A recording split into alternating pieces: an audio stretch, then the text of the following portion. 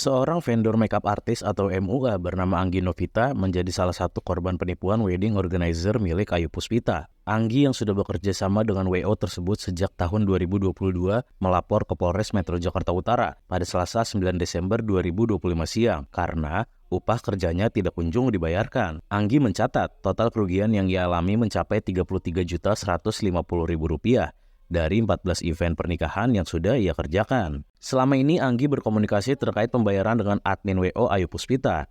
Namun, belakangan banyak admin yang mendadak mengundurkan diri sehingga ia semakin sulit mendapatkan kepastian pembayaran. Kondisi ini membuat Anggi ikut terdampak secara finansial. Ia bahkan telah menolak sejumlah tawaran job dari vendor WO lain karena tanggalnya sudah lebih dulu di-booking oleh pihak Ayu Puspita. Anggi yang saat ini tengah hamil juga mengaku pusing memikirkan biaya persalinan karena uang yang seharusnya ia terima justru tertahan. Cuman ini aja sih, per November ini fee aku telat pembayarannya. Alasannya karena kemarin katanya ada kendala apa, tapi kan aku nggak tahu lebih jelas kendalanya apa. Cuma di info ada kendala dalam situasi ini, maaf, ada keterlambatan pembayaran, gitu aja sih. Total kerugiannya 33.150.000, ada 14 event atau enggak 14 invoice. Oke, itu kakak sebelumnya memang sudah lama bekerja sama dengan? Udah, kebetulan aku juga dari 2022 rekanan di vendor tersebut.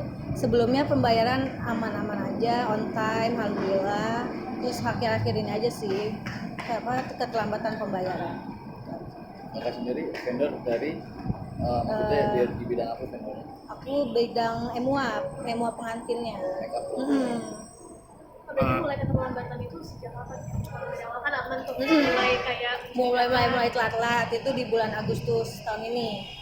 Tapi telatnya masih kayak sehari 2 hari, tapi masih di minggu yang sama. Soalnya kan sistem pembayarannya di sini itu H+1 minggu dibayarkan ke vendor. Jadi tiap vendor tuh punya ketentuannya masing-masing pembayarannya. Tapi untuk MUA, untuk aku sendiri H+1 minggu dari awal kesepakatan.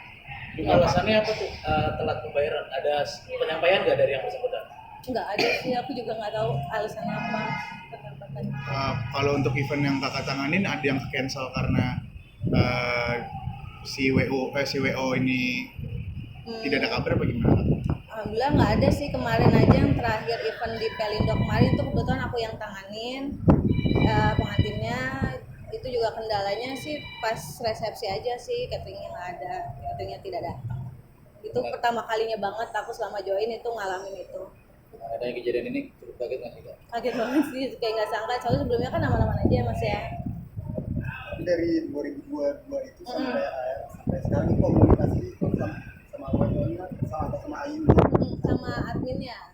Jadi sana ada admin, ada beberapa admin. Berarti nggak langsung sama Ayunya ya? Enggak. Telat pembayaran itu untuk berapa event itu? Itu 14 invoice. 14 event. Totalnya 33.150.000. Mbak ini baru melapor atau sudah melapor atau gimana? Ini baru sempat ngelapor. Kalau misalkan untuk Mbaknya sendiri itu yang by Ayu Puspita atau yang satu lagi kan katanya ada 2 WO? Enggak, Madeline itu dua-duanya sih. Oh, dua-duanya.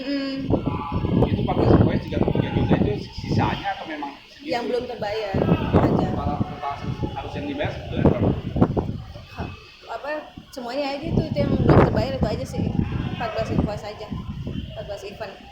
Kan biasanya dalam satu event itu kan terdapat beberapa vendor ya, dari IO yang menunjuknya. Untuk vendor-vendor lain mungkin ada komunikasi terkait dengan case ini kak?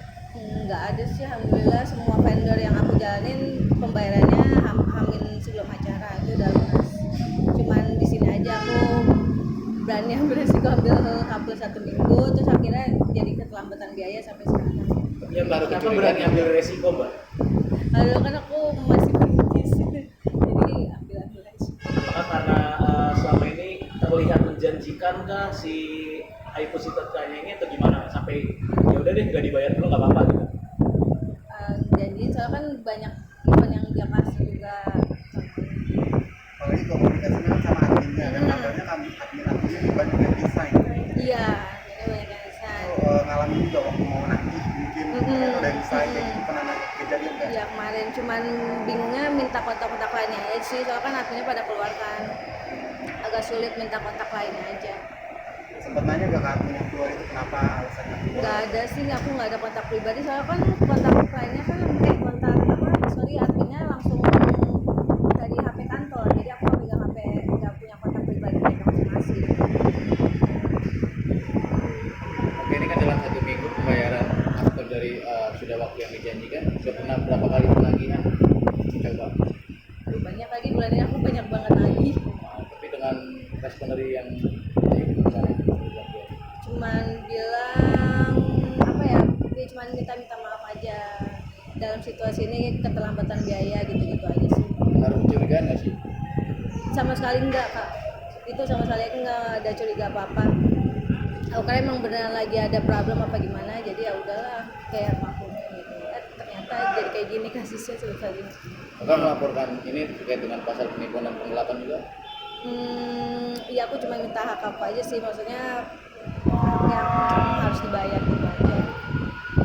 Terus selain kerugian uang, ada secara imaterial ada nggak? Ada kakaknya kerugian? Kerugian paling waktu sama ini aja sih, waktu yang udah aku jalanin, yang udah kerja dari pagi jam 2 terus pulang lagi malam, udah itu aja, sama hak aku yang invoice itu yang tertunggak. Kak, ini kan juga kabarnya kakak juga itu buat lahiran ya, uang. Iya. Seperti apa nih kak? Lumayan agak panik sih, pusing juga ini. Harusnya aku udah dapat event dari vendor lain, ini udah ke hold tanggalnya sama si vendor yang tersebut ini. Jadi vendor-vendor lain jadi udah nggak bisa masuk gitu ibaratnya. Itu bookingannya itu udah lumayan lama, dari hamin 5 bulan ada, hamin 2 bulan ada gitu si kliennya. Oh, jadi artinya sempat malah nolakin tawaran dari Iya, vendor lain ya? bener. Karena sebelumnya kan pembayarannya lancar, jadi aku kurang tahu kalau akan terjadi seperti ini gitu sih. Tapi jadi kesulitan juga nggak sih kak untuk mencari uang kak prosesnya? Iya, untuk saat ini lumayan sulit juga, apalagi kliennya pengantin kasihan, jadi harus mulai dari nol semuanya kan, harus nyari vendor baru lagi, harus jadi kayak takut gitu lah mau bikin vendor lagi sekarang. Diketahui Polres Metro Jakarta Utara menetapkan Ayu Puspita sebagai tersangka penipuan bersama seorang pegawainya berinisial D atau Dimas. Kapolres Metro Jakarta Utara, Kombes Pol Erik Frendris mengatakan, Ayu berperan sebagai penanggung jawab pekerjaan, sementara Dimas aktif membantu menjalankan operasional. Sementara itu, 3 pegawai lainnya masih berstatus saksi dan diperiksa penyidik. Ayu dan Dimas dijerat pasal 372 KUHP tentang penggelapan dan pasal 378 KUHP tentang penipuan, dengan ancaman hukuman di atas 5 tahun penjara. Polisi saat ini masih mendalami aliran uang dalam kasus ini, sekaligus menghitung total kerugian para korban.